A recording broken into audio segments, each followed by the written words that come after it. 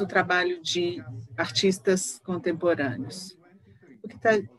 São 23 pinturas discutidas no livro, que são protagonistas né, em algumas técnicas. Eles são de 13 países diferentes e eles podem oferecer uma visão bem ampla de nossa intervenção em arte contemporânea em várias regiões e várias culturas. Os últimos 3 capítulos são dedicados ao design industrial contemporâneo, a superfície pintada a metal, na arquitetura contemporânea. O livro, é claro, não é abrangente o suficiente, não ataca todo o tema, mas ele fala como a tecnologia relacionada está avançando está traduzindo, está sendo traduzida por artistas contemporâneos em linguagens e práticas específicas. Só alguns dados que eu queria mencionar para você, só para concluir, tem 499 páginas, mais 24 páginas de índice remissivo. As figuras são um total de 201 com 17 tabelas. Tem 6 entrevistas de artistas também. Esses são alguns... são uma apresentação, uma resenha bem curta do livro. A gente ainda tem tempo e eu também gostaria de passar a palavra para John Delaney, que ele vai falar sobre Jackson Pollock, que é o primeiro capítulo do livro. Só um minuto. John,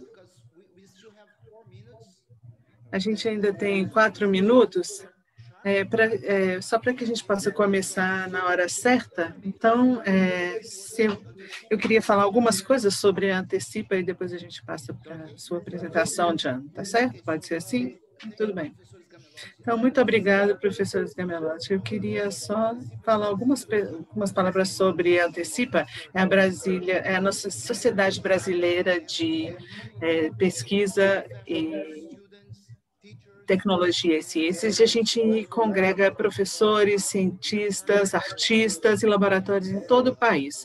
Nós fazemos parte da rede ARIS na Europa e também do Getty Conservation Industry nos Estados Unidos e no México com o laboratório coordenado pelo professor José Luiz Curacava. A gente está bem satisfeito com essa oportunidade de ter o lançamento mundial do mundo aqui com a Antecipa. É um prazer para nós.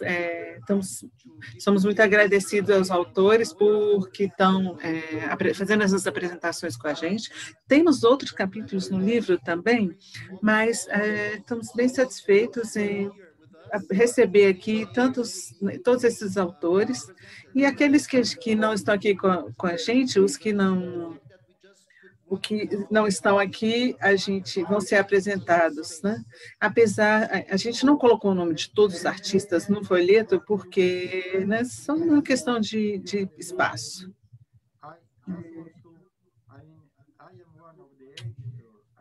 Eu queria só acrescentar que eu sou um dos editores do livro.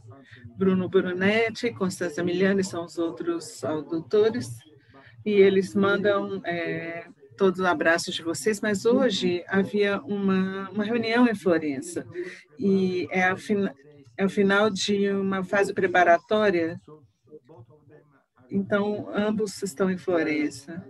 E eu estou representando todos aqui. Eu estou aqui em Pelude e eu estou representando os dois para o lançamento do livro. Esse é o primeiro lançamento do livro. A gente vai ter outros lançamentos, vão ter outras oportunidades para discutir o livro com outros autores. Vou dizer que isso é o lançamento para as Américas, né? América do Norte, América do Sul, Brasil e assim por diante. Então, eu acho que agora... a gente ainda tem alguns minutinhos. A gente pode ficar calado pelos próximos 2 minutos também, se vocês preferirem. Então, eu vou passar a palavra para o John Delaney, da National Gallery de Washington, para que ele fale sobre o primeiro capítulo, que é sobre Jackson Pollock. Então, John, você tem a palavra. Muito obrigada. Eu vou compartilhar minha tela agora.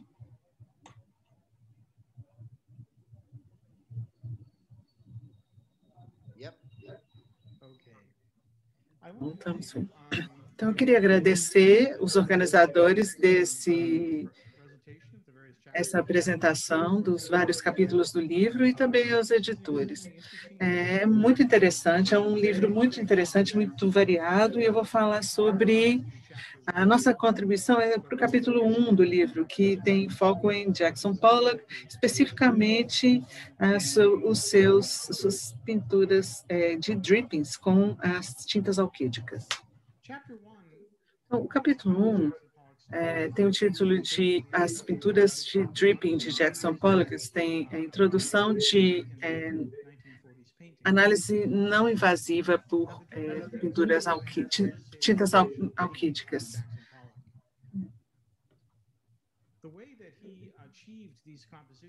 O jeito de que essas composições são alcançadas é bem exclusivo, é bem único, né? Como se fosse uma tridimensional. Esses drips foram criados para que se pudesse criar essa pintura. Ele colocava as telas no chão e usava um pincel ou um bastão. E aí ele derramava a tinta, né? Uma das coisas interessantes sobre essas pinturas, esses quadros, é que eles parecem um pouco caóticos, né? É difícil a gente estabelecer um senso de ordem neles. O Jackson Pollock também tinha uma ideia de que, na verdade, o Pollock tinha uma ideia de ordem e que eles representavam uma visão planejada deles. Quando a gente começa a nos aproximar da pintura, a gente começa a entender essa ordem, começa a aparecer para a gente. Esse capítulo detalha o trabalho dele em relação a uma questão fundamental. Quando que o Jackson Pollock começou a utilizar tintas alquídicas, né, nos quadros dele? A resina alquídica é um poliéster modificado de tinta a óleo e, como aglutinante, ele tem umas propriedades bem específicas, né? Uma secagem mais rápida, e isso é um dos motivos por que as pessoas se interessavam por esse tipo de tinta, né? A identificação de aglutinantes não é um processo trivial, e eles são... a secagem é o padrão de ouro, né? Existe algum tipo de amostragem pequena para poder fazer identificação. E é onde que a gente vai conseguir tirar as amostras na pintura, né? Tem que se decidir isso, né? Para a gente fazer uma análise não invasiva e identificar isso. Os métodos preferenciais atualmente estão baseados sobre o MID-IR e o IR próximos, né? De 4.000 a 400 de ondas, de 10.000 a 4.000 ondas, respectivamente. É possível identificar não só as alquídicas, mas também os sólidos secantes em geral. Isso é um trabalho pioneiro, né, em Perugia, na universidade, em termos de desenvolver quais são as características que devem ser observadas e como caracterizar isso.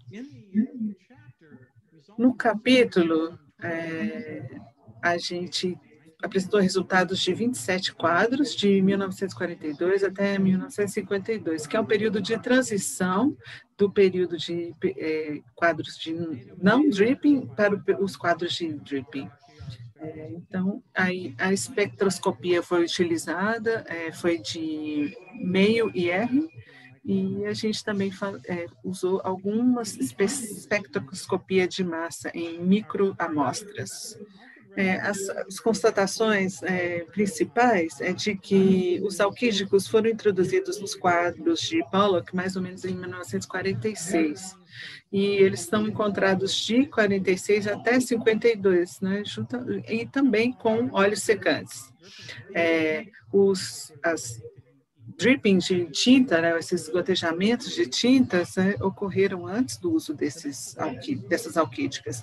Esse é o foco do trabalho. A nossa contribuição, nosso grupo de trabalho foi observar um aspecto um pouquinho diferente, que é a questão da espectroscopia não invasiva, para oferecer uma resposta à pergunta como que o Jackson Pollock utilizou óleos secantes versus as tintas alquídicas, né, nas pinturas de drippings. Eu vou falar um pouquinho sobre a espectroscopia de imagem e reflexão. Aqui a gente vai focar um pouquinho sobre esse NIR, que oferece essa combinação de faixas de sobretons, né, para oferecer a identificação desses aglutinantes. Geralmente ele tem a ver com a escala de luzes e com o que está emergindo. E a gente observa a proporção em relação a isso. Aqui eu estou mostrando para vocês uma imagem pequena, né? Eu coloquei um exemplo aqui, como isso é colocado, de Puccino, mais ou menos do 1340, mais ou menos. Eu estou mostrando uma imagem que é de hiperespectroscopia, e a gente tem esse de 425 a 2450 de comprimento da onda. Aí a gente pode estabelecer, né, fazer uma filtragem aí desse espectro que é criado. Esse é o gráfico que eu criei em relação ao que sai do chão, entre os apóstolos estão ficando, ou seja, onde a seta vermelha está mostrando aí qual que é o espectro, e aí a gente mostra a forma do espectro que a gente pode utilizar para comparar com o banco de dados, né? Aí você pode atribuir os grupos de carbono e de OH. Uma surpresa para a gente é que o que é azul é pintado com ultramarino. E para utilizando esse espectro e colocando a data nele para ver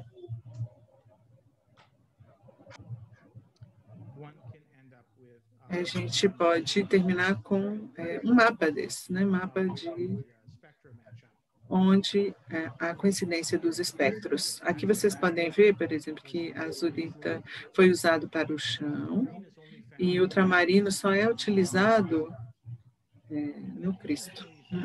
É importante que a gente observou um espectro que é uma combinação, né, que está ao redor do Cristo na imagem. Então, utilizando a espectroscopia de imagem e reflexão, né, nessa imagem de NIR, a gente consegue identificar qual é a tinta e qual é o aglutinante. O quadro que eu vou falar aqui é o número 1 do Jackson Pollock, que foi concluído em 1950, também chamado de Bruma Lavanda. Ele tem 2,2 metros por 3.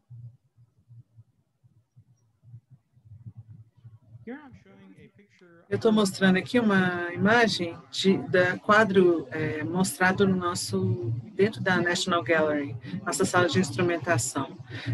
A gente tem esse instrumento aqui que permite que a gente mova o quadro para qualquer instrumento, a direção de qualquer instrumento que a gente tem na nossa mesa de trabalho óptica aqui.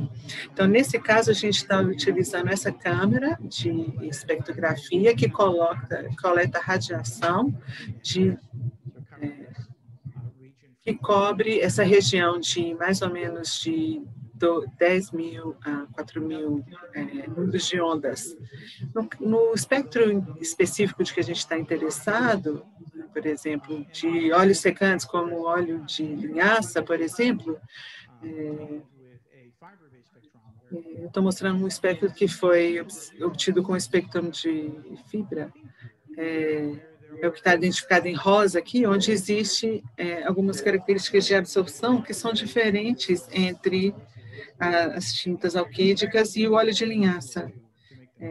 Então, eles podem ser utilizados para fazer os mapas também, esses espectros.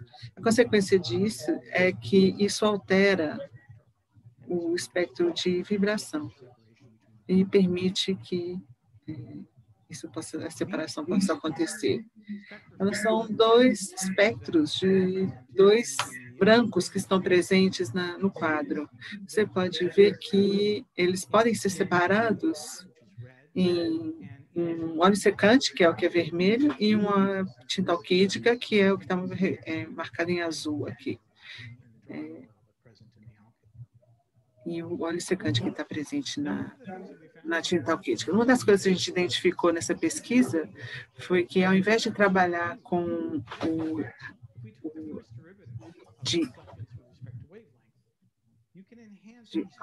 a gente pode melhorar as características do espectro, como está mostrado aqui, e as diferenças aparecem de uma forma mais clara.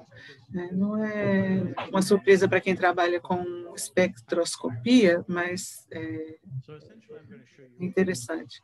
Eu vou mostrar os resultados, usando a primeira derivativa do hiperespectrografia. Essa é minha colega Kate, que está em frente à instrumentação aqui, fazendo a coleta de dados.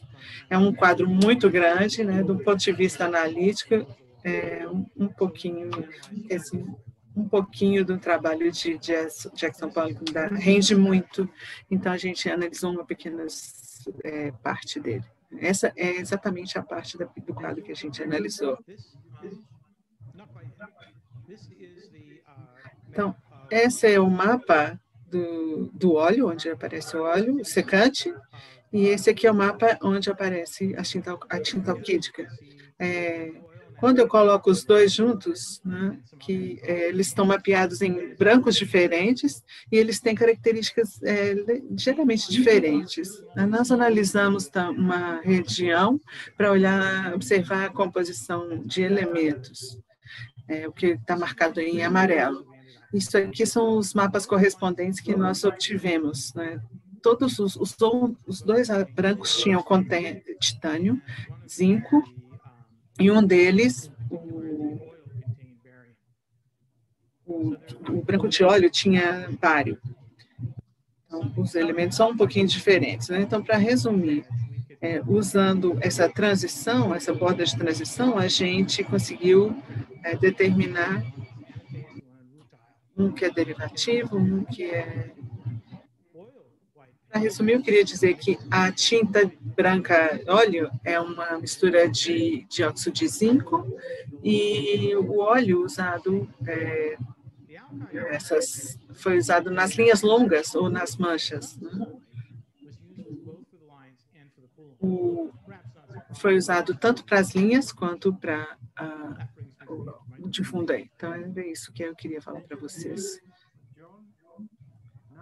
Muito obrigada, John. Agora a gente vai passar para o próximo apresentador, que é Luca Bocchicco, da Universidade de Gênova. Eu não estou vendo o Luca, mas eu estou te vendo, Antônio. Ele vai falar sobre dois pintores italianos importantes. Eu só queria falar algumas palavras. O capítulo é dedicado para Enrico Criscotta, um grande acadêmico e especialista do pintor. E a gente discutiu com ele esse capítulo. Eu sei porque eu fui um dos autores desse capítulo também, A gente também queria agradecer à artista Roberta Bari pela hospitalidade durante as medições que a gente fez. E o capítulo 2, sobre Piero Manzoni, vai ser apresentado por Luca Bocchicco, E eu também queria agradecer a Rosália Pasqualina de Marineu, que é da família de Piero Manzoni. Ela é a diretora da Fundação Manzoni. Luca, está com a palavra. Obrigada. Acho que você é o mais jovem de nós aqui. Sempre tem quem é o mais velho e quem é o mais novo, né? E acho que eu devo ser o mais velho aqui, né? Então, muito obrigada, Antônio, pela apresentação, por já ter mencionado também as pessoas para quem a gente quer dar os créditos, né, desses capítulos, porque eu vou compartilhar minha tela aqui com vocês, porque os 2 capítulos são trabalhos em equipe.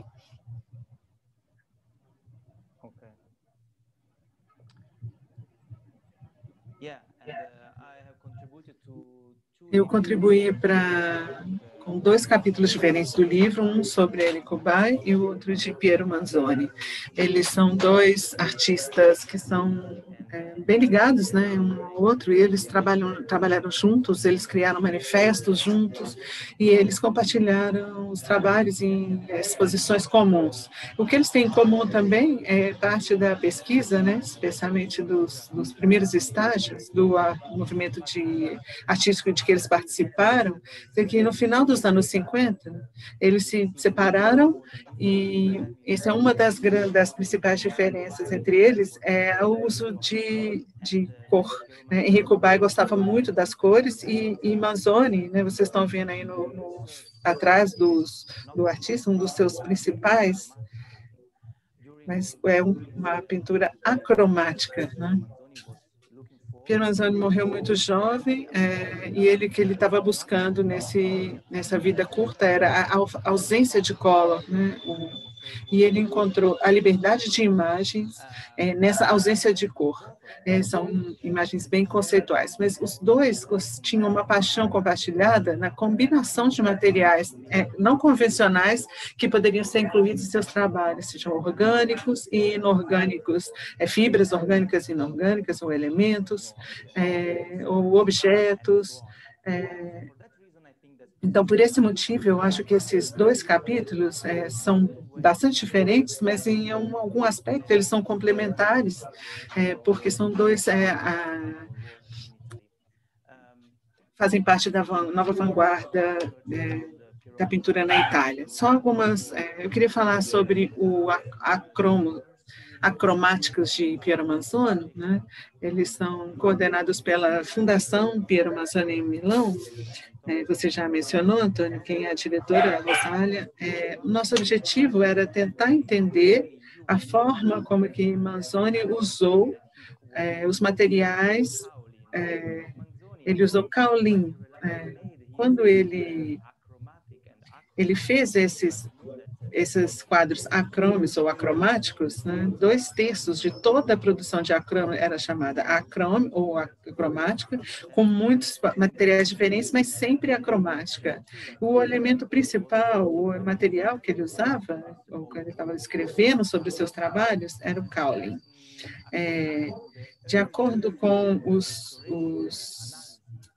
a primeira análise de restauração, as primeiras análises de restauração, os dados coletados para isso, especialmente durante as análises com foco nesses quadros, nesse capítulo especial, a gente sabe agora que, com muito mais do que a gente imaginava, o Manzoni não usou o kaolin. Então, o kaolin não está presente nos quadros, né? Estava mais presente, por exemplo, gesso, ou cola, às vezes vários tipos de cola diferentes. Então, nessa etapa da pesquisa, da análise, a gente não consegue saber ainda, mas a gente sabe, por exemplo, por que ele usava, sempre ele é chamado de kaolin,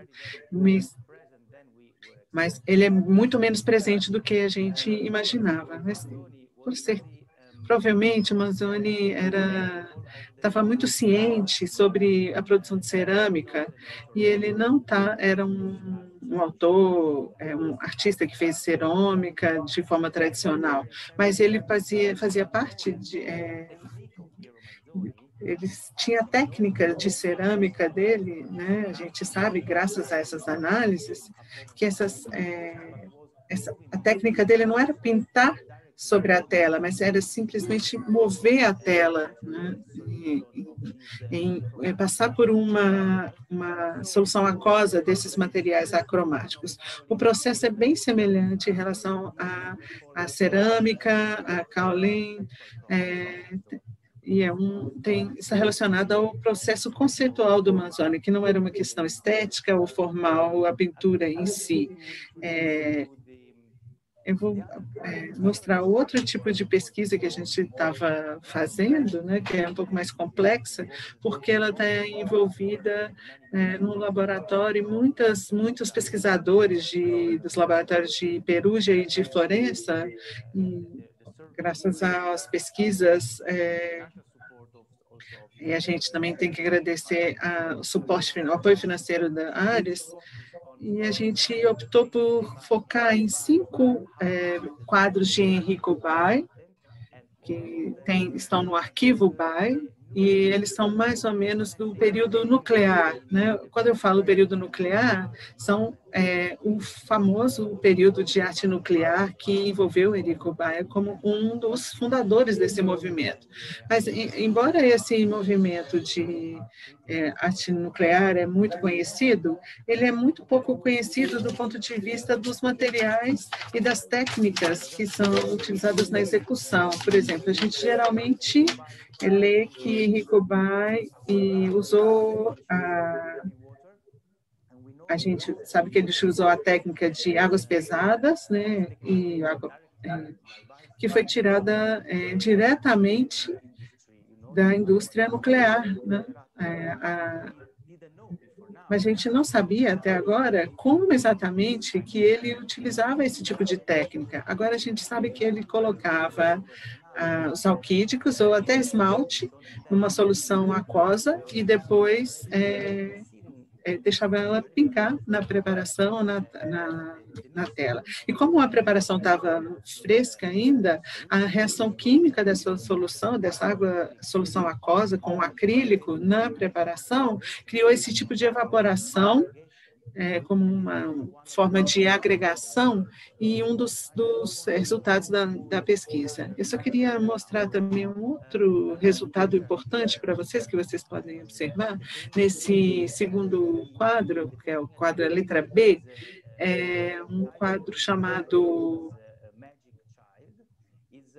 Criança Mágica, não é tão conhecido, é de 1952, é bem do início do movimento nuclear.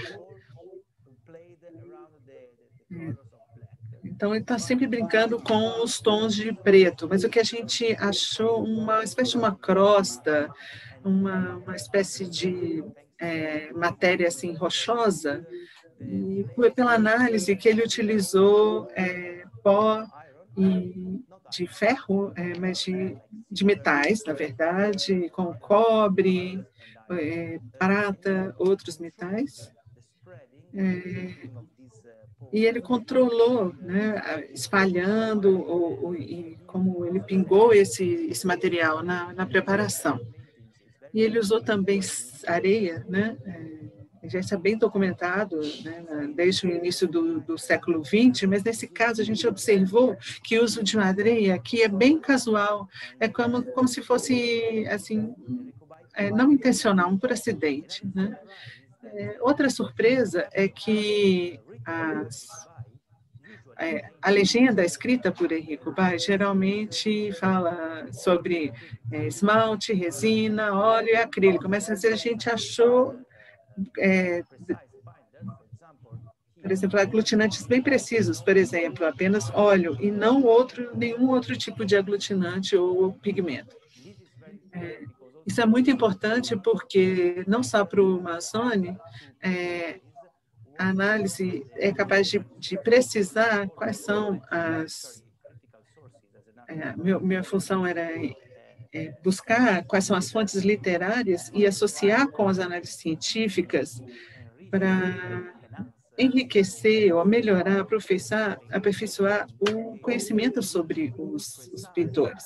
E em uns dois casos, a gente conseguiu estabelecer precisamente quais são as técnicas, os materiais, e a gente achou alguma diferença, o que é informado pelo artista e o que realmente tem no quadro, né? Isso é importante para arte moderna e contemporânea, porque o autor está dando um título, está dando a data, mas também quando o artista coloca a sua própria interpretação sobre os materiais utilizados, né? Às vezes o resultado é um pouco estranho, mas esses são os 5 quadros que a gente analisou, de 1951 até 1956, e nesses 5 ou 6 anos, Henrico Bay completou sua militância no movimento de arte nuclear, e essa pesquisa mostra a primeira vez que se dedica a esse período da carreira e da vida de Henrico Bay, porque outras análises falaram sobre quadros posteriores, mais conhecidos, mais famosos, mas no nosso grupo de pesquisa foi o primeiro a analisar esse tempo e esse tipo de quadro. Essa é a última tabela que eu queria mostrar da análise. Muito obrigada, Luca. Obrigado. Agora a gente vai passar para o próximo apresentador, que é Antônio Mirabili, da Oficina de Restauração em Paris. Ele vai falar sobre Lina Bobardi, italiana, brasileira, artista importante dos 2 países. Antônio, você tem a palavra em microfone. Vocês estão conseguindo ver a minha apresentação? Está visível? Ok, perfeito. Então, muito obrigada, Antônio. Obrigada, pessoal, por participar dessa semana. Então, quando a gente fala sobre Lina Bobardi, quem é Lina Bobardi?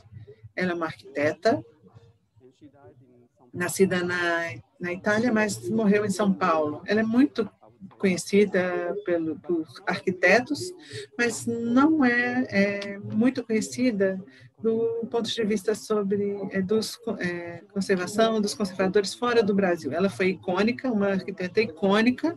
Ela chegou no Brasil em 1946 e ela fez uma das obras arquitetônicas mais importantes de São Paulo, que é o MASP, o Museu de Arte de São Paulo. Então, imagine uma mulher nos anos 50 realizando uma obra de arquitetura modernista em concreto. Aí vocês podem ver, são esses pilares, e esse museu está suspenso, né? Tem esse vão embaixo dele. Então, é uma coisa muito nova, muito revolucionária, não tem paredes, não tem... É um espaço aberto por dentro. 25 anos antes.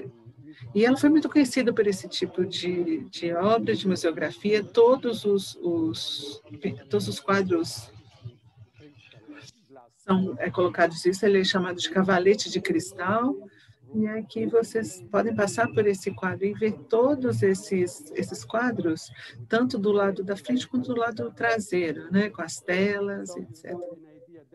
Então, dá para vocês terem uma ideia que ela se tornou uma coisa obsoleta, né? Ninguém quer usar isso mais, mas agora a gente tem,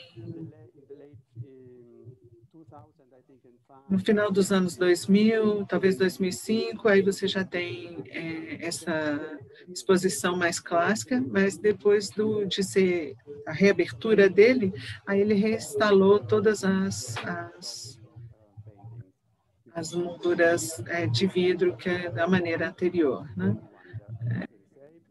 Dá para ver, por exemplo, a primeira e a forma são bem parecidas. Ela também construiu uma casa, a Casa de Vidro,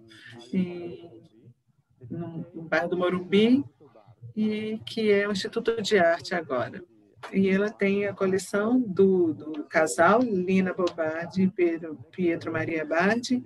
E a coleção que vocês podem ver tem muitos documentos arqueológicos, objetos, e tem 6.700 desenhos de Lina Bobagem. Ela guardou tudo. Nessa coleção, a gente achou vários documentos, desenhos em caneta hidrográfica. E a gente, do nosso ponto de vista, a gente observou, a gente resolveu falar sobre a caracterização sobre essas canetas hidrográficas utilizadas por ela nesses desenhos. Então, o que a gente vai falar nesse capítulo tem informações sobre Lina Bobardi, algumas informações históricas sobre a caneta hidrográfica, quando ela foi criada, quando ela foi comercializada. E de que ela é feita? De fibras porosas comprimidas, né? Ela tem um tanque de tinta colorida, uma tampa, uma tinta e um solvente. O solvente pode ser orgânico ou à base de água. Geralmente a base de água, porque as crianças utilizam e às vezes eles colocam na boca, e então tem que ser uma coisa menos tóxica. Então tem muitos aditivos também, por exemplo, para dar características. Por exemplo, modificadores de viscosidade, modificadores de pH, umectantes, antiespumantes, surfactantes, cada um tem uma composição diferente. Então, a gente teve esse presente maravilhoso do Instituto Bobardi. Eles nos deram 20 canetas que tinham pertencido a Lina Bobardi. Aí a gente conseguiu estudar essas canetas e a gente descobriu que elas têm essa marca, Johann Faber, é uma marca brasileira, mas ela foi vendida para Faber-Castell em 1967. Então, a gente sabe que essas tintas elas foram produzidas antes de 1967. A gente também descobriu que ela utilizou isso também, essas canetas para o projeto do Sex Pompeia, que tem um formato ele foi transformado num centro cultural e esportivo. A gente encontrou todo o desenho, a maioria foi feito com exatamente a mesma cor e também com algumas canetas maiores também. A gente conseguiu estudar e identificar o tipo de tinta, colorante e aditivos que tem nisso. O que a gente identificou? Aí vocês podem observar a espectroscopia, a análise de cada um das cores. A gente utilizou fluorescência de raio-x, cromatografia, espectrografia, cromatografia a gás e espectrometria massa. A gente teve vários resultados, como por exemplo, a gente achou várias famílias de tintas, como xantenos, mas, por exemplo, em termos de aglutinante, a gente achou poliinsaturados, por exemplo, como goma arábica, a gente não foi capaz de identificar ainda, não conseguimos identificar. A gente achou alguns itens mais sofisticados, como antioxidantes e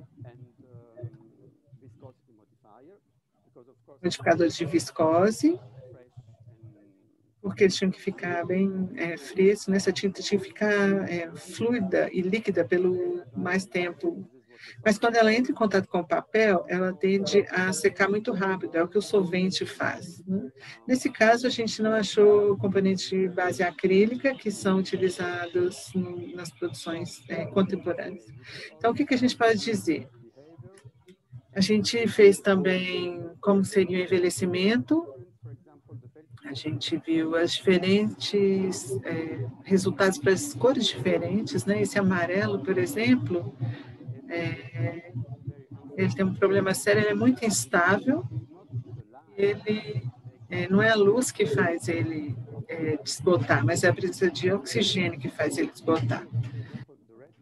Também podem ver, por exemplo, a parte vermelha aqui, o envelhecimento escuro e depois o claro, que a gente fez 20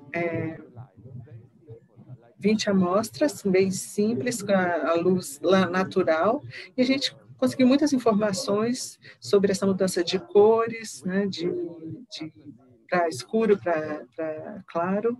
Por exemplo, como o Tatrazine é muito instável, eu já sabia isso, porque eu achei em outras pesquisas, mas quando a gente tem tintura azul, eles mudam de cor, né, no escuro. E quando eles estão misturados com azine, é mais forte ainda. Em muitos casos, a gente tem mudança de cores. A gente observou, por exemplo, o verde, que é feito geralmente com amarelo e azul, ele fica mais azulado, mas o amarelo fica no fundo. Significa que alguns colorantes eles não são compatíveis. Quando eles não estão na fase líquida, eles se separam, tendem a se separar. Então, foi muito interessante identificar todas essas pequenas partes de informação. E hoje a gente sai um pouco mais sobre esse tipo de tintas. E eu queria agradecer a Universidade de Perugia, porque isso é um de mais ou menos 10 trabalhos que eu falo, que a gente fez sobre o envelhecimento e a caracterização de canetas hidrográficas. Muito obrigada, Antônio. Please read the chapter. Now we pass to the next speaker. Claro, se vocês quiserem saber mais sobre a Lina Bobardi, leiam o capítulo, por favor.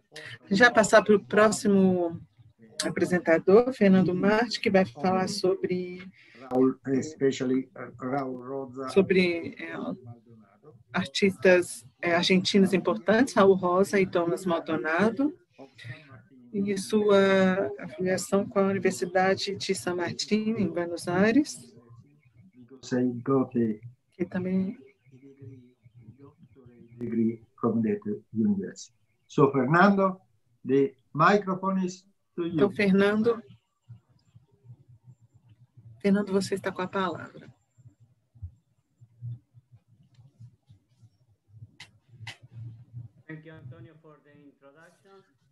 Muito obrigado pela apresentação, Antônio. Eu gostaria de dar os parabéns aos editores do livro por um trabalho tão maravilhoso e por nos dar a oportunidade de elaborar sobre essa publicação. Eu também queria agradecer ao Luiz e ao Antônio pela oportunidade de mostrar nossos capítulos a vocês. Os resultados que a gente está compartilhando com vocês nesse capítulo são os resultados de uma pesquisa, um projeto mais amplo de pesquisa que envolve na Universidade Federal de Minas Gerais, e a gente estava trabalhando com uma verba para poder fazer uma pesquisa em arte contemporânea. Então, a gente estava responsável por falar sobre a região do Rio da Plata. A ideia desse grupo, depois da Segunda Guerra Mundial, desenvolveu um movimento artístico na Argentina, na região da Prata, que teve repercussão internacional. É a Associação Arte Concreta, mais ou menos no metade dos anos 40, esses artistas começaram a explorar a geometria como uma reação a uma técnica relacionada à busca de superfícies específicas. Na maioria do caso, as superfícies eram estavam livres de qualquer forma de interação com o artista. Então, a princípio, eles tinham que trabalhar com suportes rígidos e com um esmalte sintético. Então, isso aqui é um exemplo, né, da produção desse tipo de pintura da época. A gente está falando com obras de 5 museus diferentes, uma coleção particular, e essas obras são as 2 produções mais características do grupo. Coplanar, né, sendo da esquerda, é quando você tem planos diferentes de colas. É diferente que a da direita, elas não são feitas, apesar de elas serem chamadas de telas, não são chamadas de telas e não tem moldura também, né? Então, isso é a contribuição principal do grupo à história da arte. Então, nesse contexto, a gente trabalhou com a hipótese de que a natureza radical das contribuições estéticas tinha uma correlação do ponto de vista do material. Essa é uma hipótese do nosso capítulo. A gente também trabalhou com uma outra hipótese, que é a comparação da produção brasileira com a produção argentina, para identificar se havia semelhanças. Para isso, a gente usou várias técnicas, a gente utilizou, né, aí à direita, mas a gente também utilizou com os arquivos e tivemos que fazer uma pesquisa em revistas de arte e arquitetura para determinar a disponibilidade desses materiais para uso na época. Também a gente teve acesso às entrevistas desses artistas, isso foi feito por um dos autores durante os anos 90, quando esses artistas ainda estavam vivos, é claro, né? A gente começou com o suporte, eles tinham que trabalhar com suporte rígido. No início, eles estavam trabalhando com papelão, mas isso não durou muito, né? Depois, eles começaram a trabalhar com compensado, às vezes com celotex também.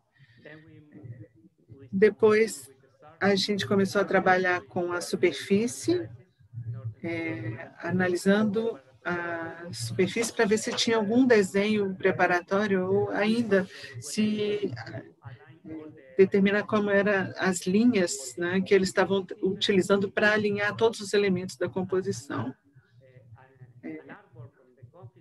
Uma obra de arte do período completo deveria ser totalmente acabada na cabeça do autor antes do início da execução. Então, desse ponto de vista, a gente teve resultados interessantes, que esse quadro aqui, por exemplo, um quadro ele faz um projeto, né? Ele coloca alguns blocos de madeira no final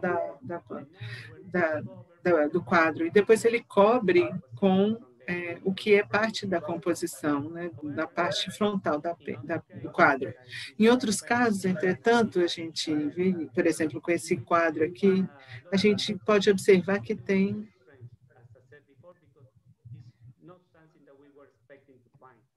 não é exatamente o que a gente estava querendo encontrar. E em relação à superfície, depois disso, a gente estudou os pequenos elementos que fazem a composição e a fotografia.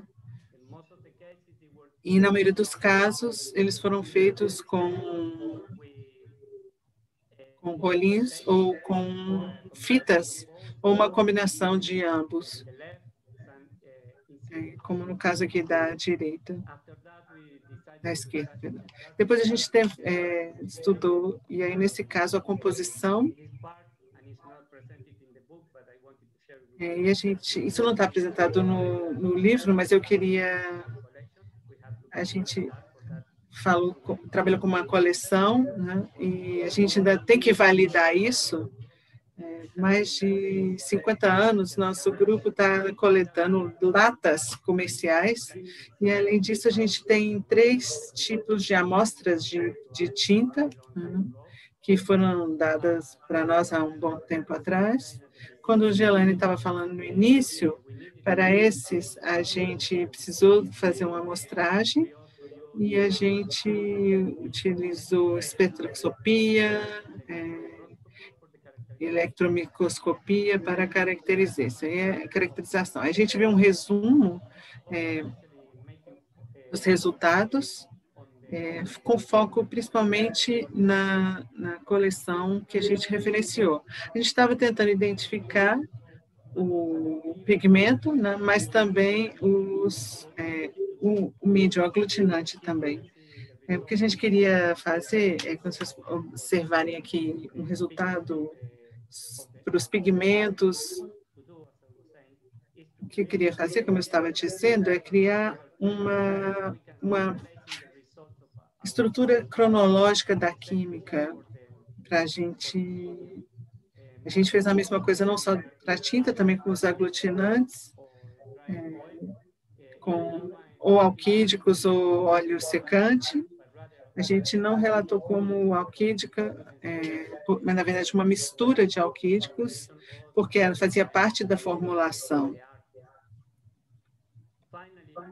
E por último, a gente pegou todos os resultados e começamos a comparar com a evolução histórica da indústria da tinta. Mas aqui a gente começa a enfrentar algum pequeno problema, que é na Argentina, a gente não tem uma história da indústria da tinta totalmente desenvolvida. Então, a gente começou a fazer a comparação entre as referências internacionais que nós encontramos, mas também com uma cronologia do desenvolvimento no país e na região. Por último, a gente verificou todos os resultados com a entrevista. Aqui vocês podem ver no início um trecho da entrevista com Lousa, que ele fala sobre os quadros de Rembrandt, e que ele misturava com aglutinante para ter uma secagem mais rápida, mas também estava misturando com camadas diferentes nas camadas de tinta. E aí vocês vão ver também um trecho de uma publicação local de uma indústria de tintas que a gente encontrou aqui na Argentina. Então, assim, mais ou menos uma ideia bem geral, bem rápida do nosso capítulo.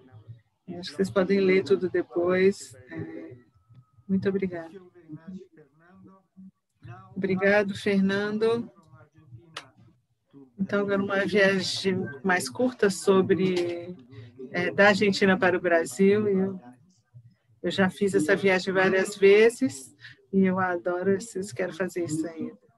Agora eu vou passar, então, o microfone para o Luiz Souza, que é o organizador desse seminário, desse webinar, e até agora eu posso dizer que tem uma organização perfeita. Luiz vai falar sobre Judith Lawan, artista brasileira. Então, muito obrigada, professor. Antes de começar, eu queria agradecer todos os autores que dedicaram um tempinho para participar desse evento e também as pessoas que estão ouvindo. A gente tem representantes de várias universidades e empresas comerciais, estudantes e pesquisadores no Brasil e em outras partes do mundo. Eu não estou sozinho nesse trabalho, temos vários colegas que trabalharam conosco, porque isso é parte de um projeto que está aqui. A gente tem financiamento da Getty Foundation, a gente trabalhou juntamente com o Instituto de Conservação Getty, o Instituto de Pesquisa, a Fundação foi patrocinador. Nós temos os colegas da Tarea na Argentina e da Universidade San Martín, também os colegas do Museu de Belas Artes em Boston e a nossa equipe do LACICOR. Todo mundo trabalhou junto nisso. Nós trabalhamos com uma coleção com o Museu de Arte Moderna do Rio de Janeiro, da Pinacoteca de São Paulo, e uma coleção particular do IU, né, e alguns que a gente pode ver no Museu de Arte da Pampulha, em Belo Horizonte. São umas imagens dos lugares onde a gente trabalhou. Geralmente a gente trabalha com instrumentação móvel, mas também trabalhamos aqui no laboratório em Belo Horizonte. E algumas das amostras, a gente utilizou as instalações da GCI em Los Angeles. Aqui é uma foto do Museu de Arte Moderna, no Rio, e aqui uma bela imagem da coleção Tuiuiu, no Rio de Janeiro. E aqui a fachada do nosso Museu de Arte Moderna, de Arte da Pampulha, aqui em Belo Horizonte. Só uma olhadinha para vocês do trabalho de campo. Vocês podem saber que a gente foi para Rio, para São Paulo e outros locais para estudar diretamente com nossas instrumentação, nossa equipe, e para ter acesso às pinturas em si. Em termos de metodologia, A gente está utilizando lidando com a história da arte, né, que são metodologia tradicional, por exemplo, análise organoléptica e outros métodos que são usados pela história da arte. A gente utilizou também análises físico-químicas, documentação por imagem, e a gente também, como o Fernando e outros colegas já mencionaram, a gente faz uma pesquisa em arquivo. Trabalhamos no campo e no laboratório, e é basicamente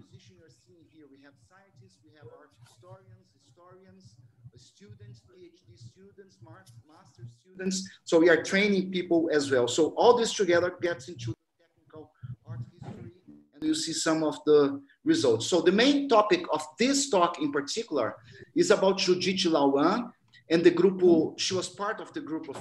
Especificamente, a gente está falando sobre Judith Lawan e o Grupo Frente em São Paulo.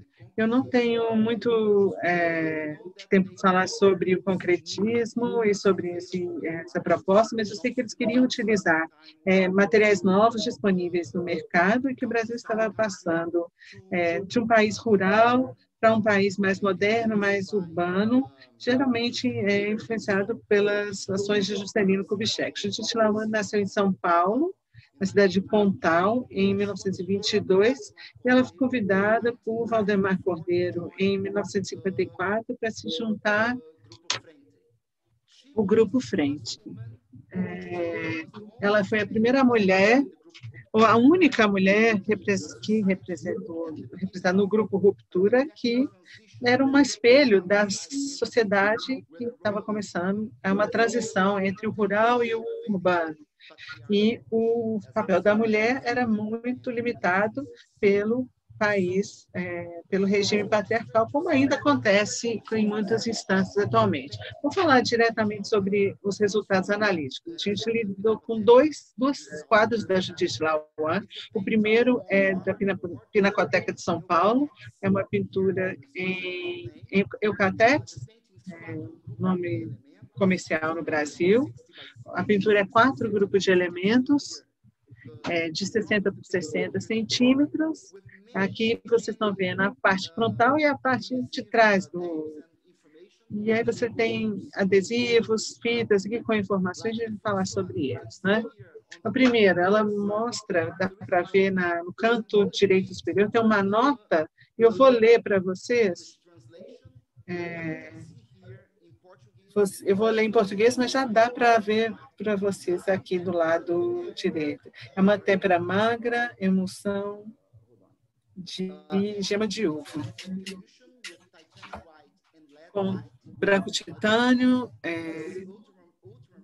e branco. Azul é ultramarino, mais 3 cobaltos. O preto é preto marfim, e para limpar tem que usar um miolo de pão ou uma borracha ultramole, em alguns casos, com um cotonete com enxerto de álcool, se for o caso. Deus o proteja. Ele tem que ser protegido por conservadores sem treinamento, né, em alguns casos.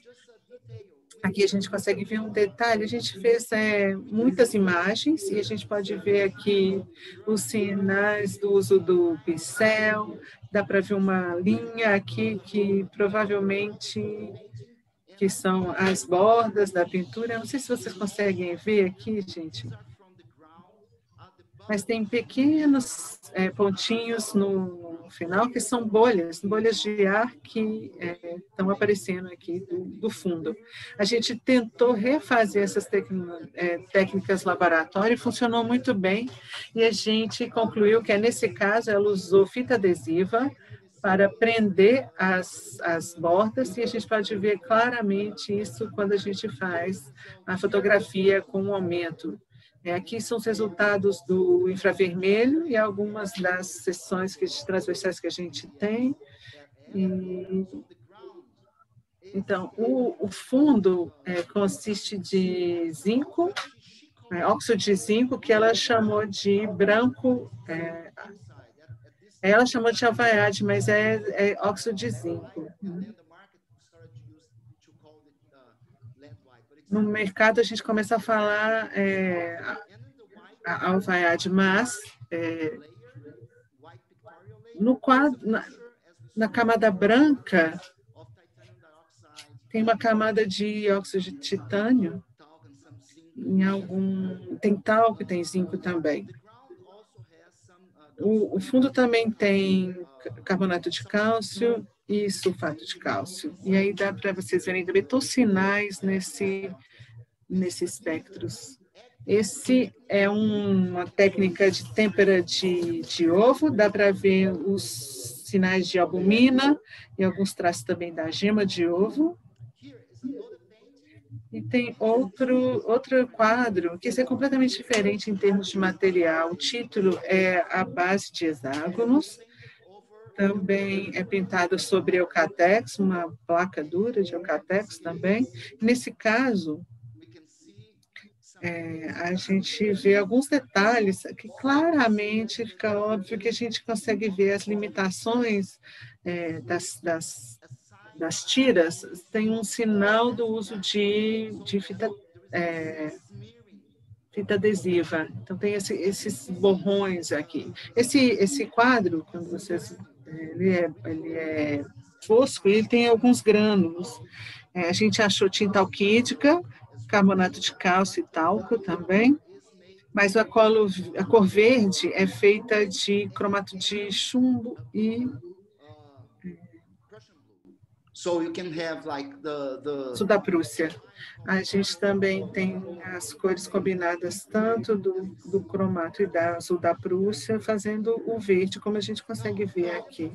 Então, em termos de conclusões do nosso trabalho, essa ideia bem disseminada, esse conceito bem disseminado de que os artistas concretos não deveriam deixar evidências do processo de manufatura, como, por exemplo, pinceladas ou alguns tipos de sinais de partícula, não foi o que a gente encontrou nesse caso. A artista, ela mistura, por exemplo, coisas de técnicas artísticas antigas e técnicas do design. E usa, por exemplo, também as tintas alquídicas, que era uma coisa nova naquela época, para transformar o seu pensamento crítico em matéria. A voz da única artista mulher do Grupo Repintura não aparece nos debates ou nos artigos contemporâneos dos anos 50 ou 60. Se você observar no livro, você vai ver que no capítulo tem muito mais informação sobre isso. A gente não entrou em detalhes por causa do tempo da nossa apresentação, mas tem muito mais informações nos capítulos. Então, por último, os resultados do contexto histórico das análises físico-químicas indicam que tem uma relação próxima entre o conceito do trabalho, a concepção do trabalho e as preocupações em relação à sua preservação com o tempo, né, que dá para ver nas notas feitas pelo Judith Laon.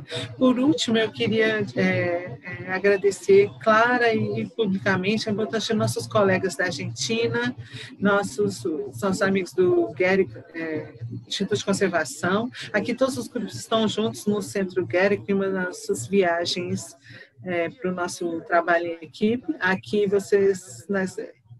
temos Fernando Tom, a quem eu também agradeço, em frente à exposição que estava de arte concreta no Brasil, do Brasil e na Argentina, que estava acontecendo em Los Angeles. Também nós agradecemos à Gehrig Foundation pelo suporte financeiro, apoio financeiro, e a Pinacoteca de São Paulo, o Museu de Arte Moderna no Rio, e também Luiz Antônio Almeida Braga, da coleção Tuiuiu, pelo seu apoio e por sua autorização por fazer o trabalho em grupo. Essa aqui é uma última imagem da gente. Isso aqui é o Museu de Arte da Pampulha, uma obra de Amilcar de Castro, e a gente está construindo pontes, abrindo passagens para todo mundo. Muito obrigado, Luiz.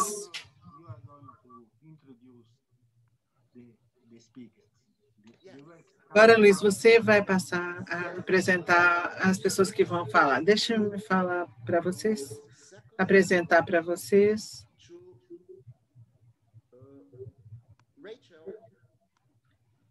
Vou apresentar para vocês Rachel Revenge. Aqui. A Rachel Revenge é do Instituto de Preservação e Conservação de Getty, que ela vai falar para nós sobre, espero falar corretamente, beleza, arte de Cai Gu Chang.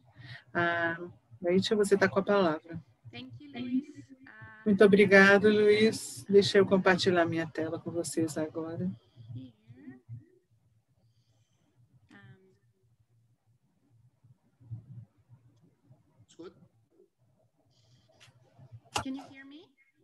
Vocês estão me ouvindo? Então, gente, bom dia a todo mundo, boa tarde para alguns de vocês. Muito obrigado, Antônio, e todas as pessoas para nos convidar para participar desse volume tão bonito. Muito obrigado, Luiz e Antônio, por organizarem esse debate hoje. Eu vou apresentar um capítulo, o nosso capítulo que está chamado Beleza Explosiva, a arte de Cai Gu Chang, é um artista,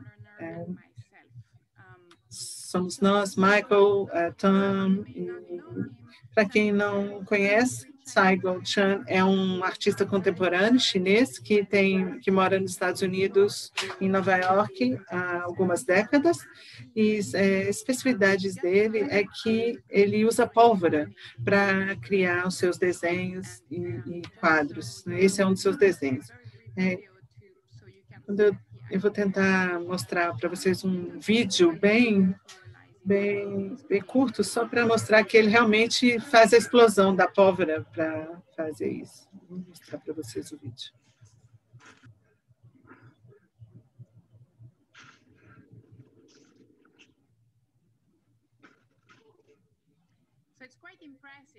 Então, é bem impressionante, né? Eu participei de um desse, eu não estava esperando isso, eu fiquei assim, até um pouco com medo, né? Mas esse projeto começou em 2016 e é uma colaboração bem próxima com o artista e o estúdio. E quando eu estava falando sobre artistas antes, a gente fez vários disso, né? A gente fez várias entrevistas, algumas eram mais formais, outras mais discussões informais, mas todas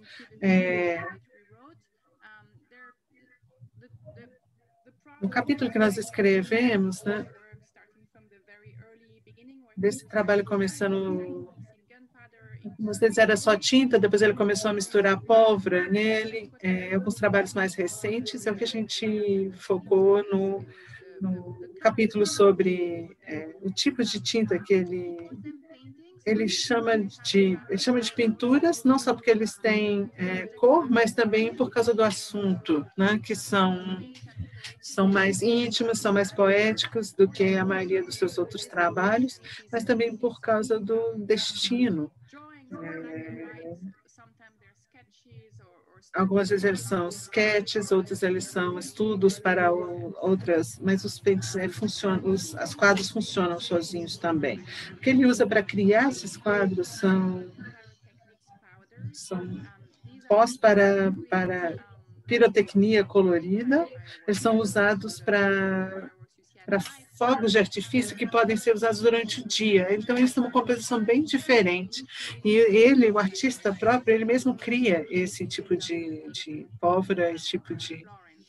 ele fez isso em Florença. Isso foi muito bonito, também dá um pouco de medo também. Então, esses pós-pirotécnicos, eles têm tintas ou corantes que absorvem a luz.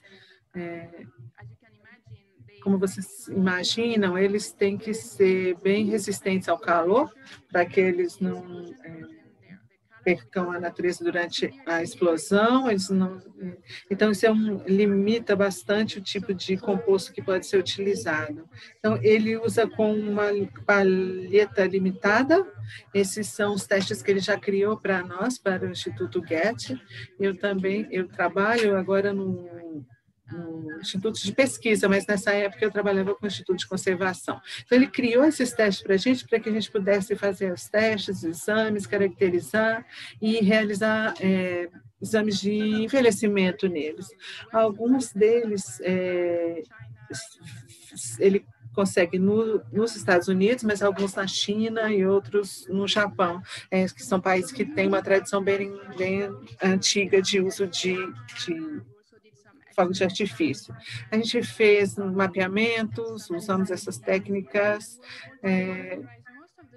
mas o que a gente queria caracterizar, por exemplo, o azul, foi uma surpresa para a gente, porque é PB15, porque geralmente ele é um pigmento associado com tinta, e a gente achou também outros, alguns corantes azul também, para os amarelos especialmente.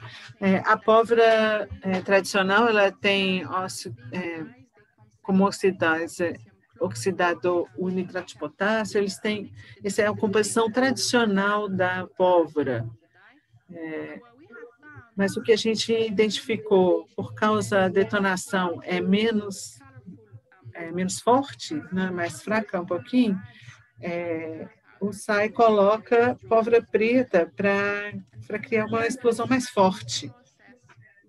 Aqui, vou descrever esse processo bem rapidamente. Ele começa com um desenho, e depois ele coloca os pós que ele vai utilizar, ele coloca o substrato no chão, seja tela ou papel, às vezes ele coloca alguns stencils para criar esses trabalhos, depois ele salpica a pólvora em cima depois ele é coberto com pesos, e aí ocorre a detonação.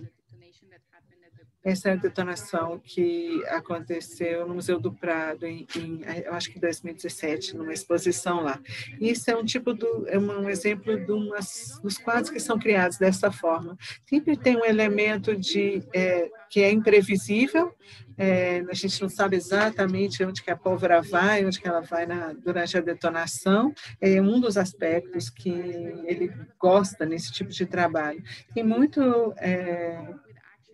alguma comparação com as pinturas do Pollock, né? Porque tem, na verdade, a questão do controle, né? Perder o controle sobre a obra é um componente importante para os dois artistas. Uma das características mais importantes é o oxidante, que é o nitrato de potássio, combinado com enxofre. A gente conseguiu determinar se o pó é totalmente queimado ou não, dependendo se o potássio ou o enxofre estão presentes nas mesmas áreas.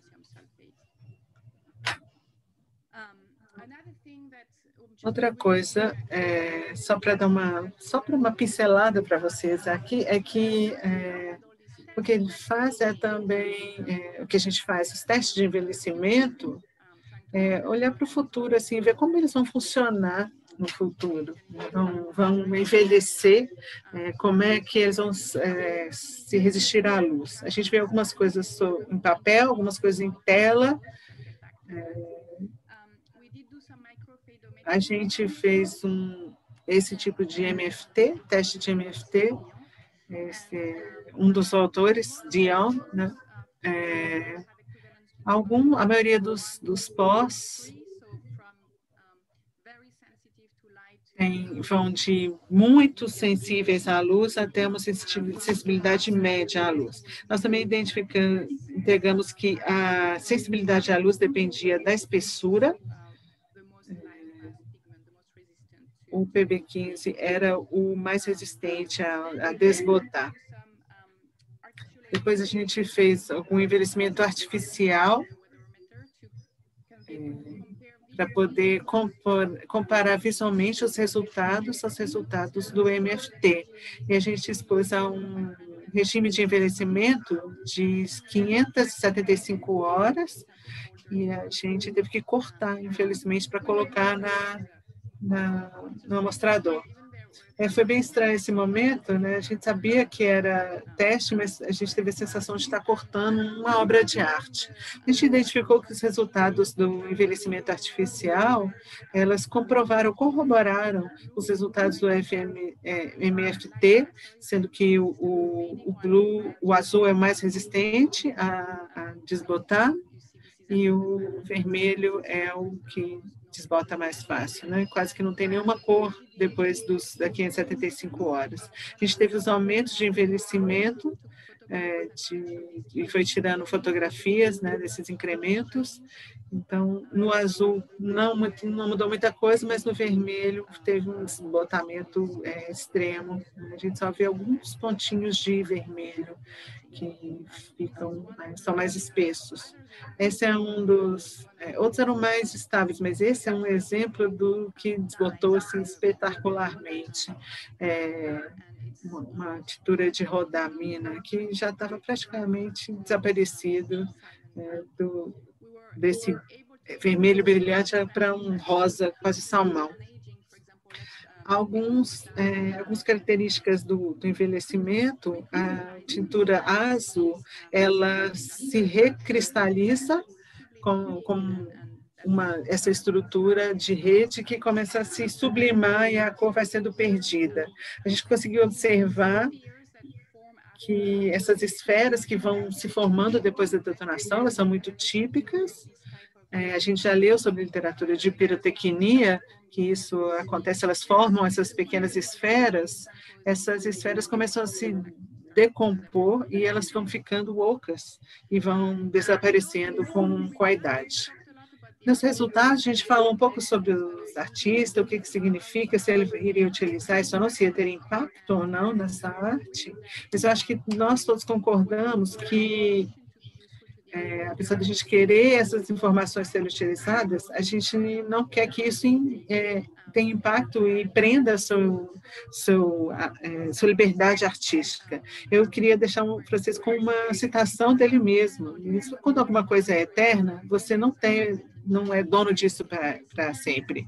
Eternidade e permanência são diferentes na China. A eternidade transcende a existência do tempo e a permanência continua dentro do tempo. Então, a gente tem que dialogar com isso, associar com a eternidade, com a arte. Nós não tentamos dominar isso do ponto de vista da permanência. Na verdade, a gente usa a maneira instantânea de compreender isso. Parece que o mito de eternidade só pode ser percebido num momento de caos que é fugaz. Muito obrigada.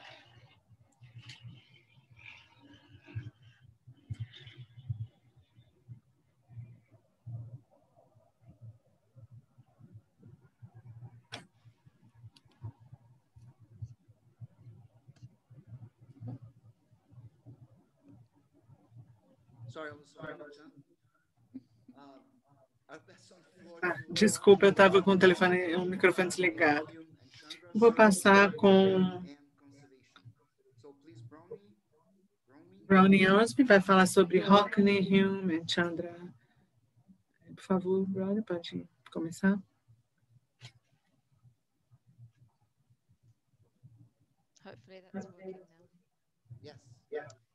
Está funcionando, né, gente? Então, muito obrigado, Luiz, pela apresentação. Obrigada, Antônio, e todo mundo aqui que está envolvido nesse livro. Muito obrigada por estarem aqui hoje. Bom dia, boa tarde, boa noite para todos. Eu queria falar um pouquinho sobre alguns artistas que estão no nosso capítulo, e como a maioria dos trabalhos que foram apresentados, esse também foi um trabalho em equipe, colaborativo. A gente... Muito do trabalho investigativo que eu faço no Tate tem a ver com a conservação. Então, esse capítulo fala sobre a colaboração trabalho de 2 artistas vivos para entender os trabalhos específicos e algumas opções do tratamento de conservação. Esse é o foco do trabalho de hoje. Eu vou falar sobre David Hockney e Gary Hume, que são os artistas que estão vivos, né, mencionados no capítulo. E a gente conseguiu, né, no passado e agora mais recentemente, de entrevistar ambos esses artistas. Então, primeiro eu queria falar sobre David Hockney. Tem muita mais informações no capítulo, né, gente? Mas eu queria falar sobre esse quadro que é Homem no Banheiro. Talvez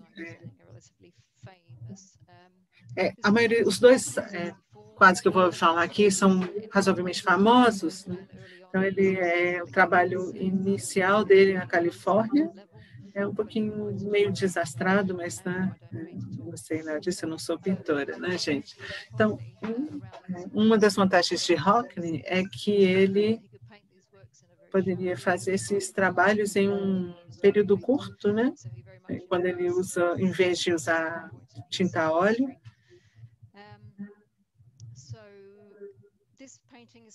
Esse quadro é de um período de transformação, então é o segundo quadro, também é desse período de transformativo.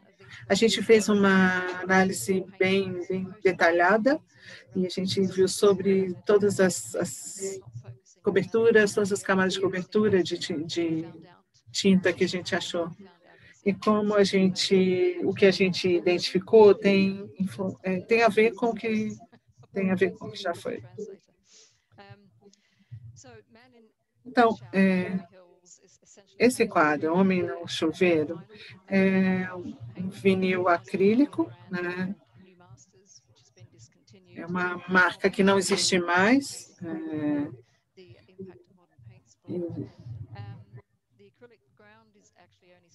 A base acrílica é uma base bem direta e tem algumas linhas de lápis e elementos abaixo que vocês conseguem ver onde a imagem está mostrando aí para vocês.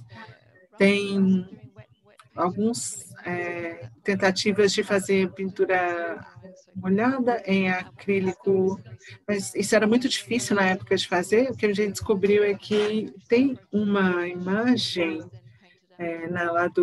no lado direito que depois foi apagada pelo Hockney, ele pintou por cima. Uma das coisas interessantes que tem implicações para o trabalho de conservação dessa obra são os azulejos, né? Eu acho que vocês conseguem ver nessa imagem de UV, tem muitas camadas de tinta e trabalho pinceladas, né? São as camadas aplicadas pelo próprio Hockney. Tem uma camada geral, mas tem as camadas específicas de cada azulejo também. A coisa interessante nessas camadas é que elas são bastante sensíveis e elas começaram a amarelar, né? Dá para observar aqui do lado direito, né? Já dá para observar que elas começam a ficar um pouquinho amarela, ou bastante amarelo com o tempo. O que a gente tem aqui, então, é algumas coberturas acrílicas bem sensíveis, e elas não podem ser retiradas se não forem retiradas totalmente. Isso é um dilema para os conservadores, né? Uma das coisas que ele... Rebecca Helen, que trabalhou com isso, gente, e Rachel Scott, são duas pessoas que trabalharam com o David Hockney de forma retrospectiva, perguntando para ele o que ele achava, o que ele pensou, né? Ele já estava com uns 80 anos, mais ou menos, né? E ele achou que estava muito bom o trabalho das duas e ficou bem satisfeito. Em resposta a isso, a gente não limpou, a gente tem que pensar sobre substituir essas camadas, que é um outro dilema sério, grave. Então, esse é um dos quadros que a gente falou nesse capítulo, com algumas nuances mais específicas do que eu consegui falar hoje. Esse é o segundo quadro, esse é um pouco mais famoso, Sr. e Sra. Clark e Percy. Né? Nesse caso,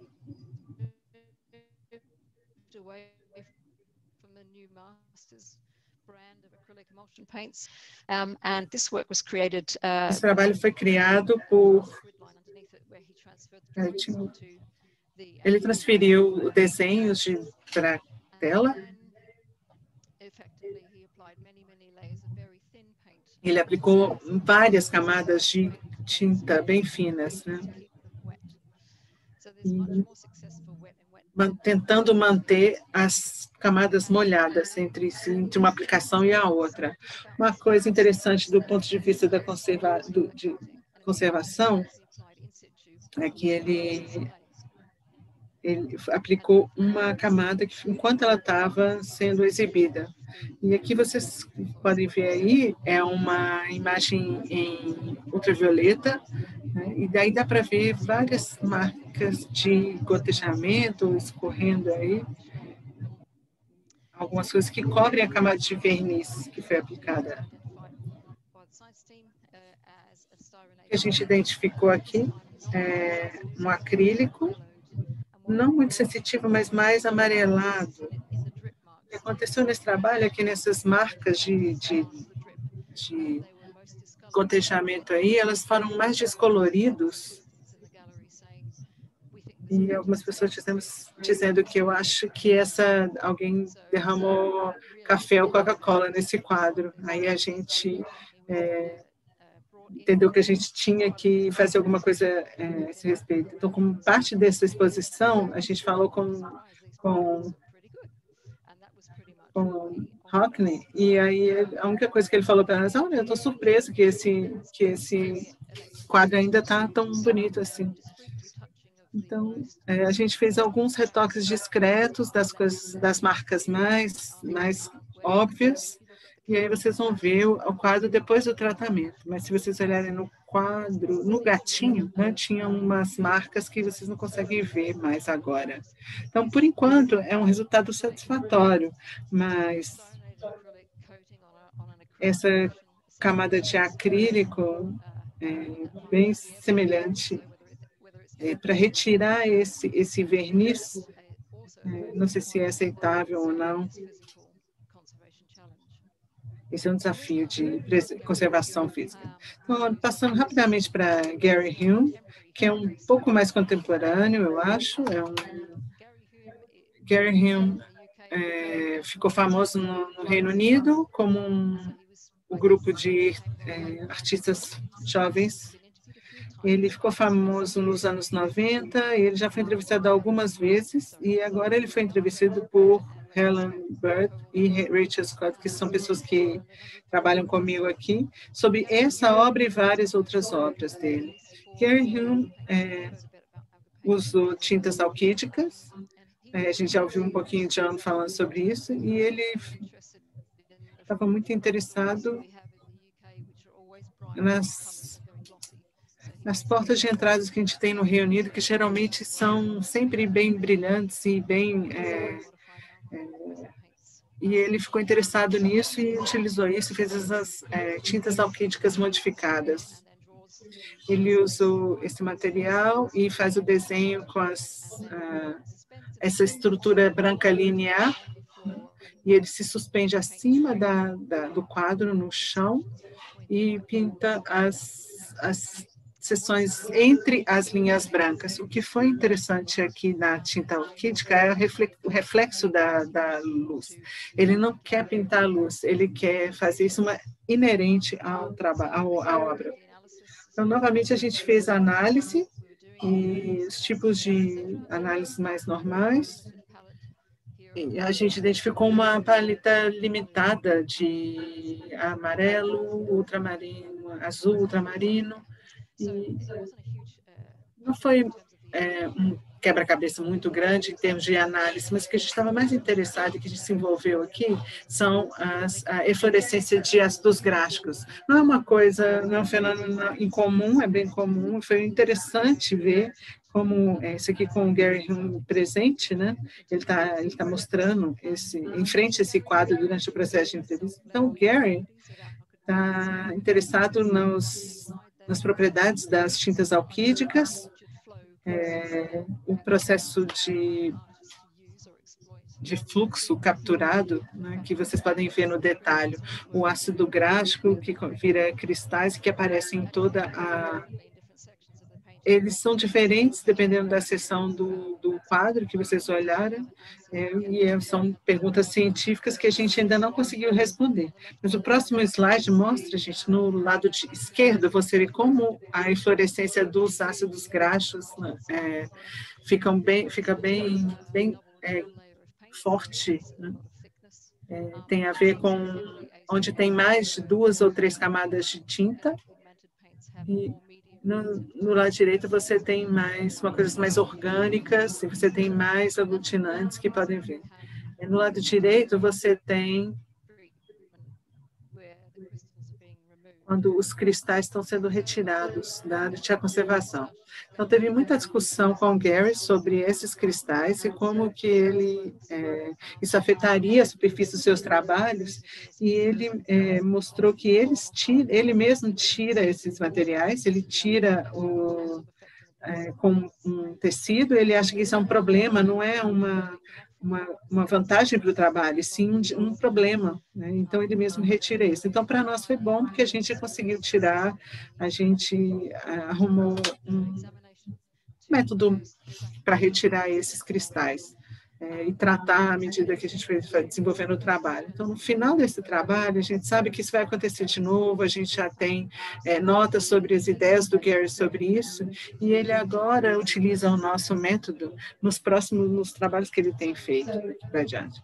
Então, eu acho que só para resumir, gente, nada disso é muito novo, mas eu queria mostrar para vocês como as ferramentas de exame científico, como para dialogar com o artista em relação aos desafios de conservação que aparecem para nós agora ou no futuro. Esses tipos de conversas nos dão insight para dar significado, que a gente informações que talvez a gente não tivesse acesso de outra forma, e com certeza orientar as perguntas que a gente tem em relação ao que a gente vai fazer em termos de pesquisa, em termos de onde a gente vai investir nossos recursos no futuro. É importante que esses quadros são relativamente estáveis, mas eles também têm questões, desafios éticos e de conservação para o futuro. Uma das outras coisas que era muito interessante ambas esses artistas é que eles acabaram voltando para uma afirmativa bem subjetiva, que não importa, desde que o quadro fique bonito, né, fique bom. Então, isso é bom, mas, assim, para nós, teve algum conforto nisso, mas não muito, porque a gente não sabe, realmente a gente tem que, como que a gente faz para manter isso, né, cumprir isso, detalhe. Então, gente, isso é um resumo. Se vocês quiserem mais detalhes, vocês, por favor, leiam o capítulo do livro. De novo, eu queria agradecer todas as pessoas, os meus coautores, e todos que apoiaram o livro e o evento de hoje. Muito obrigada.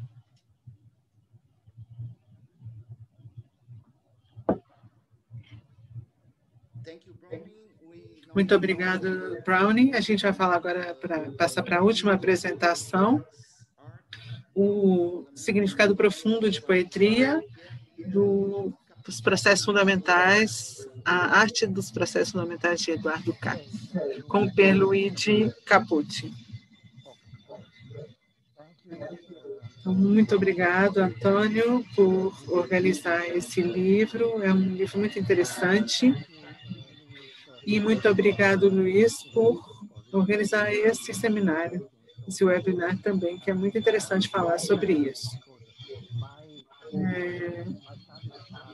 Os meus estudos não têm a ver com... não é sobre os aspectos técnicos, mas o impacto do autor na sociedade. O meu capítulo é sobre o trabalho de Eduardo Kac. Vou compartilhar minha tela agora.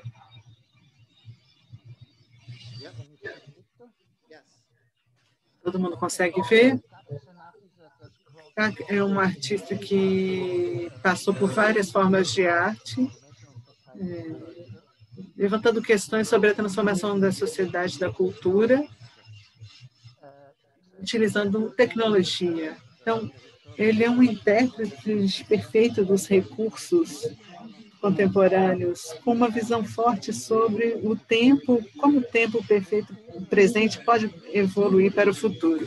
Muito interessante na semiótica, teoria de comunicação, e isso resume uma personalidade complexa, tanto de um artista, um pesquisador e um teórico também.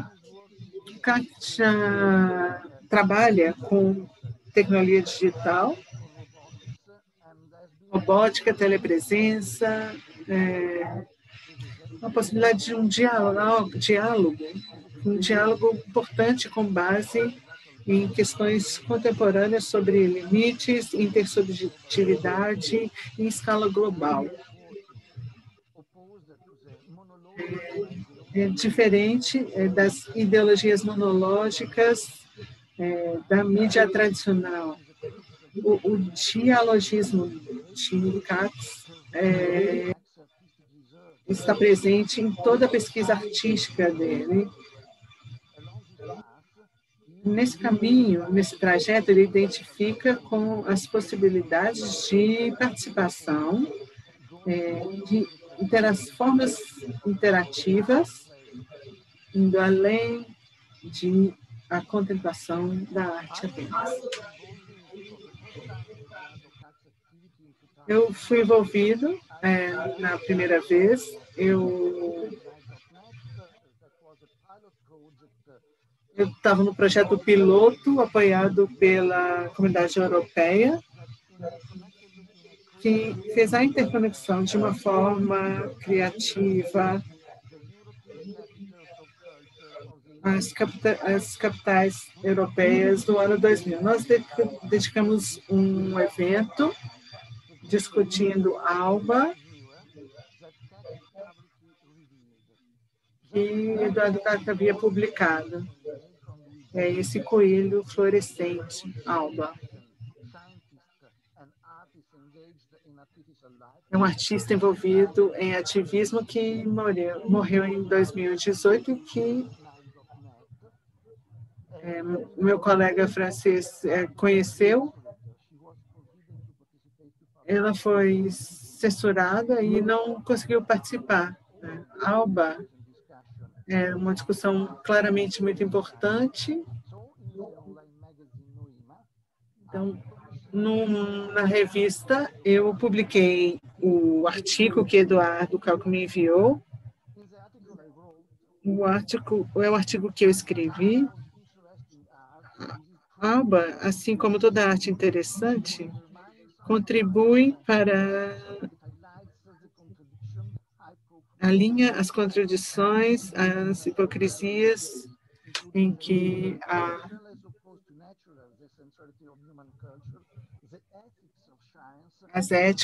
ética e a comunicação, o significado da vida, da arte. É uma realidade desconfortável que vai crescer no futuro e com nuances, teologia, religião e outra, além da razão e da ciência. De uma forma um pouco mais ampla, em termos de... Falei também sobre uma discussão mais... Ela apareceu no Le Monde, na primeira página do Le Monde, e muita na mídia internacional. E a arte dele foi considerada bizarra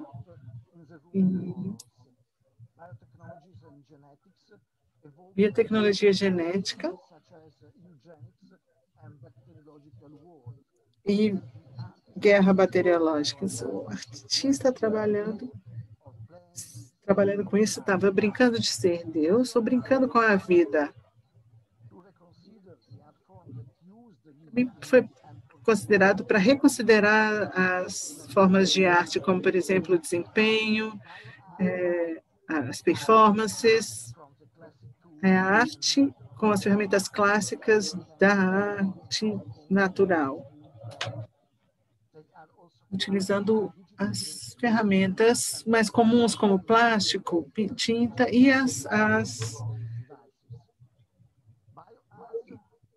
a bioarte pode ser usada para discutir evolução e extinção de espécies causada pela humanidade e as questões éticas envolvidas na modificação genética. E no Gênesis 19:19, Cat critica o livro do Gênesis, que coloca o homem na pirâmide da criação, como se ele fosse o supremo, o ser supremo. O homem criado à imagem, à semelhança.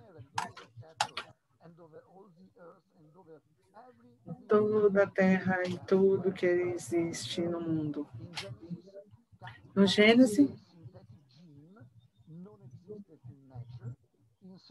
o Cax cria uma coisa que não existe na natureza, na DNA da bateria. É uma instalação que os participantes podem monitorar a evolução das baterias localmente ou remoto pela câmera.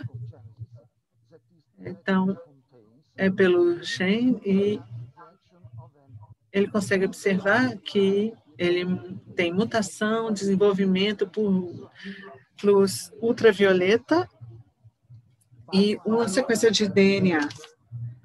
A bioarte outras formas que utilizam matéria orgânica.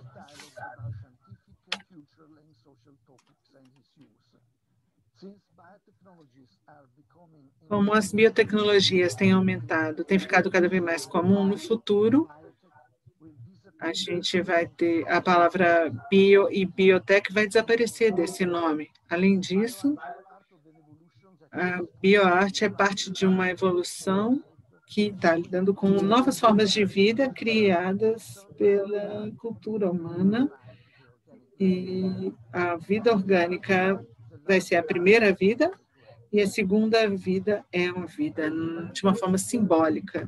Em 2017, CAC criou um telescópio, uma obra de arte em uma estação internacional que foi feita dentro de uma estação espacial internacional. De acordo com o CAC, nós estamos no início de uma nova era em que o espaço está ficando cada vez mais forte. A gente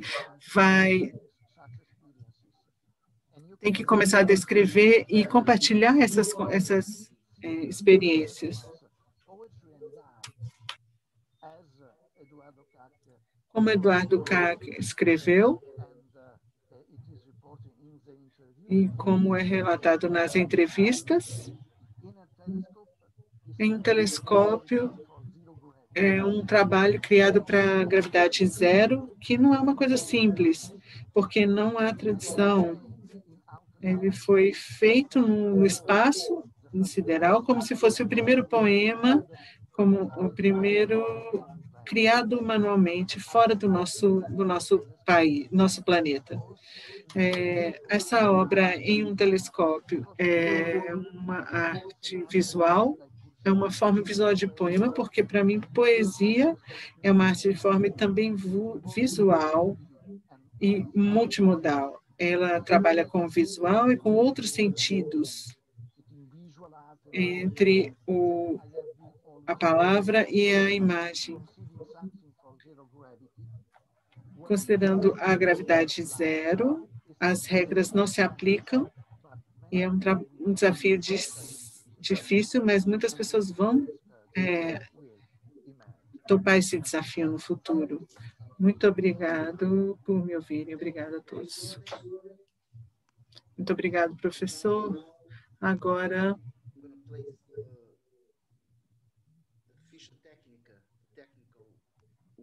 eu vou colocar a ficha técnica aqui. A gente ainda tem um tempo para perguntas e respostas. Então, muito obrigada a todos vocês que estão...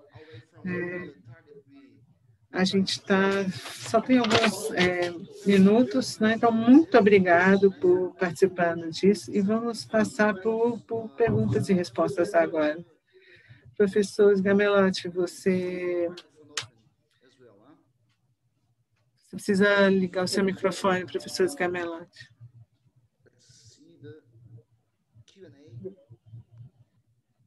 Deixa eu ver aqui se temos algumas perguntas no chat. E a senhora Frone disse que Pollock é um artista complexo, a escolha de materiais e a escolha é conceptual. O uso de tintas da indústria de construção, ela facilita a falsificação? Ele já respondeu. É uma boa pergunta, mas eu vou verificar com o Jim Cotton, porque eu não sou especialista nesse assunto. Professora Marilene Maia, da Universidade Federal do Rio. Eu queria agradecer os organizadores.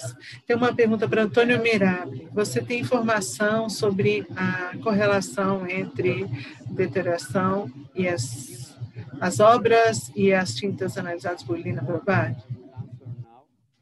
Eu vou responder. É incrível, porque a gente percebeu que quando a gente tem, por exemplo, uma caixa cheia de desenhos, a gente tem menos ar, menos oxigênio, a conservação é melhor, de algumas maneiras. Mas, ao mesmo tempo, eu não recomendo encher as caixas, porque um papel de má qualidade pode liberar algum material ácido que pode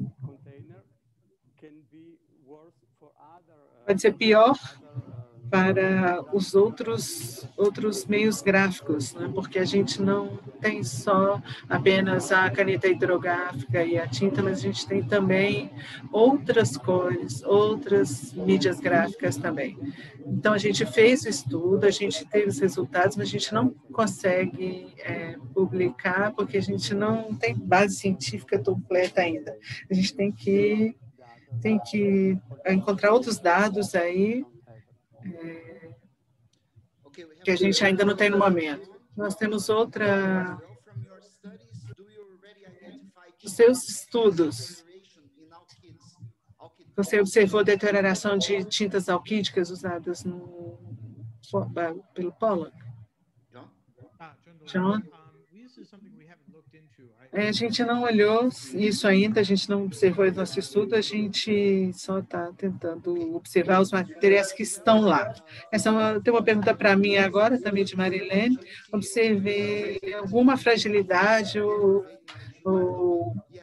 na têmpera de Judith Lawan, foi observada? A têmpera, em geral, estava em boa condição, mas tinha um crescimento de micróbios antes, abaixo da têmpera, que, dependendo das condições, permitiu esse crescimento de micróbios, dependendo. Mas, nesse caso, o aspecto geral do quadro era bom, exceto essa questão específica sobre os micróbios, que não interferiu, porque ela era subjacente, não era uma seção muito grande em termos de toda o quadro. Vou passar para outras perguntas aqui no chat. Okay, in the chat, there are several manifestations, people... Tem muitas pessoas se manifestando em relação, agradecendo a qualidade das apresentações, pelos trabalhos excelentes. Também tinha algumas perguntas sobre a disponibilidade do livro para compra no material que publicidade que a gente preparou. Eu mandei uns links, mas eu coloquei os links também aqui no chat, de onde pode ser encontrado o livro. Então, a gente teve mais ou menos uma sessão de 2 horas. Eu queria passar a palavra para o professor Gamelotti para encerrar E se algum de nossos convidados também quiser falar algumas palavras, por favor, professor Gamelotti, você poderia falar para a gente? Hello? Hello? Hold on. I can't see everything.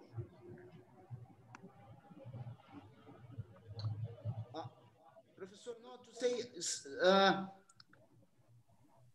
yes, Sorry. Good. I want to thank so much all the... Quero agradecer muito todos os participantes. Eles falaram muito bem dos capítulos.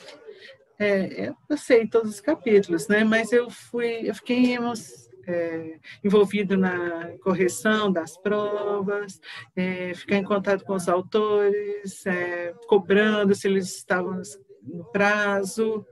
Então, eu vou ler em todos os capítulos que foram apresentados hoje de uma maneira diferente, porque os palestrantes, os apresentadores, iluminaram, né, apresentaram qual que é o foco principal do capítulo. Então, muito obrigado a todos os apresentadores hoje, aos organizadores e à audiência também. Eu acho que essa apresentação foi... Eu posso dizer isso porque foi um grande sucesso, do ponto de vista organizacional. Muito obrigado, Luiz, e a todos que participaram. Então, muito obrigado a todos. Antes de terminarmos, queria agradecer Glenda Mello, que é nossa doutoranda, que fez um material para divulgação.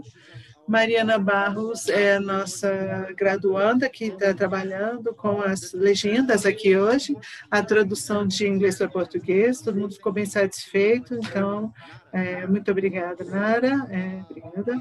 Essa apresentação foi gravada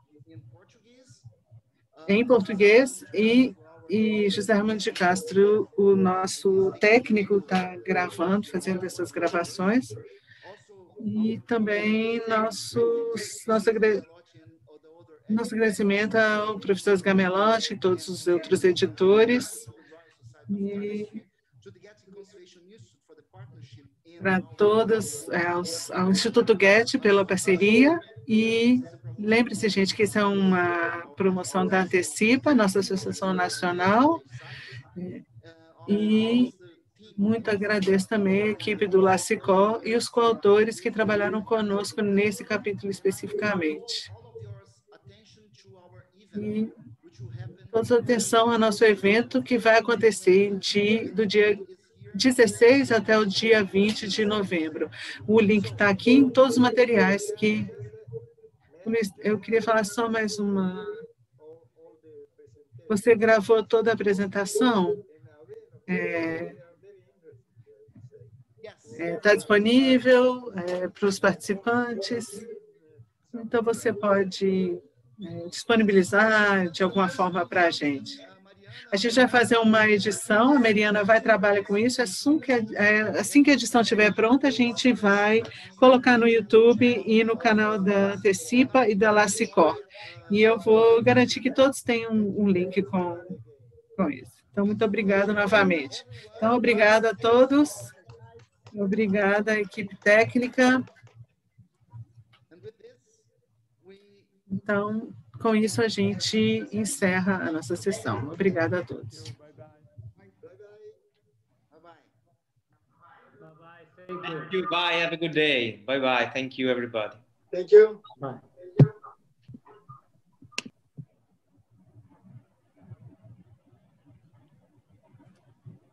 Ciao Luis.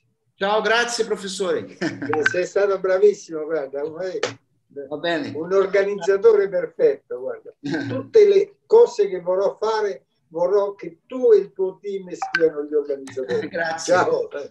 Ciao. Ciao. Ciao, bello. Mara.